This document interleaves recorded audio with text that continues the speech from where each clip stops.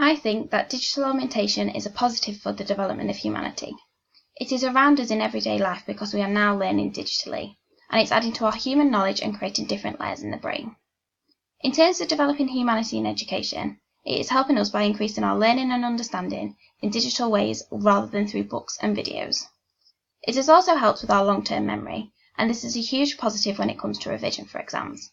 These exams can be when we're in school, taking our driving theory, university exams, and even exams for part of our work. Furthermore, I think it is mainly positive for medical reasons, as it is now used for electronic prosthetics, as it can help people live a much better life. However, I do not think it's been fully thought through, as these electronic hands can be used to break locks, and this is when people will start to break the law. So this means the developers must think of different ways to stop this from happening, as this is a small negative to the development. Overall, the development of humanity is mainly a positive one. All images were retrieved from pixabay.com.